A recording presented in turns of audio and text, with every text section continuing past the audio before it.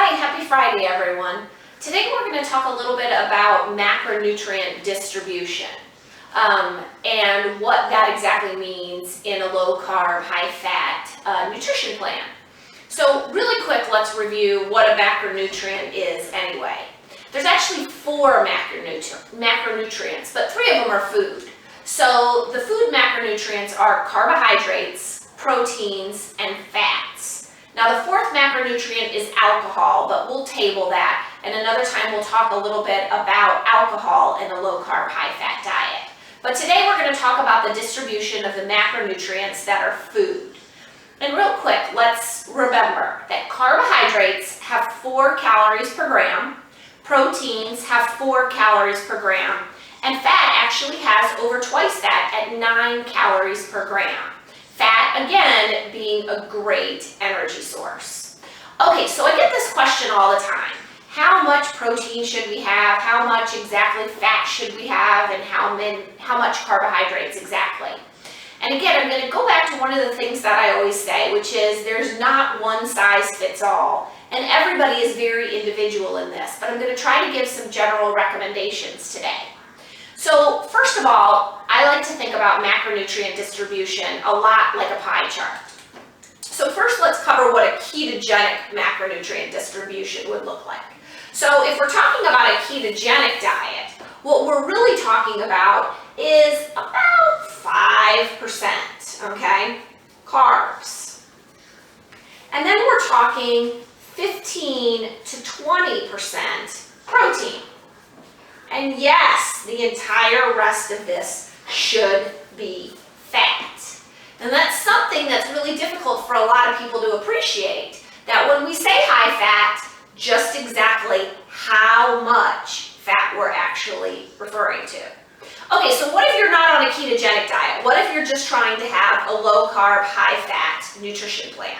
Okay, still pretty darn similar. So if we think about it again, like a pie diagram, if we're following a low carb, high fat, but not quite enough to be a ketogenic diet, then what we are talking about is probably a little bit more, maybe 10% carbs, okay? We're still gonna stick with the 15 to 20% protein, and the rest of it still fat. So we might even get up to 10 to 15% carbs here. But again, one of the things that we can quickly appreciate between the two is we're still having mostly fat. And we'll go back and talk a little bit about why that is again. One of the things is when you hear in the lay press about a high fat diet, most of the time they're referring to anything that's above 40%, okay? But clearly, as we can see from those pie diagrams, what we're talking about, even in the non-ketogenic diet, is substantially higher than that. And let's just really quick review why that is. And again, we're gonna go back to my favorite diagram, which is what the insulin response is to different macronutrients.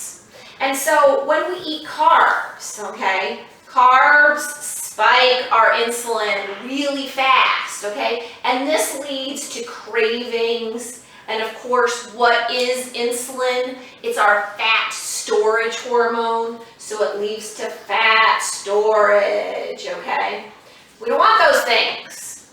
Now, when we eat proteins, our insulin response is improved, okay? This is proteins, but look, we are still having it.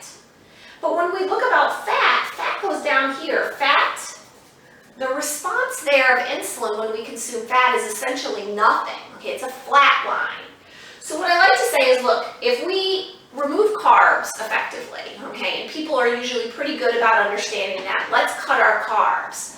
What we can still imagine is when we're eating predominantly protein and fat, we could still imagine that we could have our insulin levels up here, okay? Because our percentage of protein to fat is too high. When in reality, what we want is we want to see our insulin levels down here. How do we do that? We increase the fat in the diet. So real quick, let's just sum up what fat in the diet looks like. And then next week, what I plan to talk about is what is a good fat and the differences between fats. And we'll discuss the differences between saturated and omega-6s and omega-3s. But just really quick as an intro today, how do you get more fat in your diet? Well, the first thing is you are working away from being afraid of saturated fat. Of course, this is a big barrier for people because we've been told so long to avoid it. But again, really quick, I just want to remind everybody that on the blog, www.fitteru.us, you can actually read a little story about how recently the Dietetic Association in this country actually said the 2015 dietary guidelines should remove saturated fat as a nutrient of concern because there's no evidence that it causes heart disease. And again, there's no evidence that it causes heart disease. Everyone is always surprised by this because we've been told to avoid it for so long. They presume there must be a lot of evidence that we should, and there's not. So really working on getting away from the idea that saturated fat is something you just want to avoid at all costs. So go ahead and eat the fattier cuts of meat. That way we can make sure that the fat versus the protein in that particular choice is a good ratio.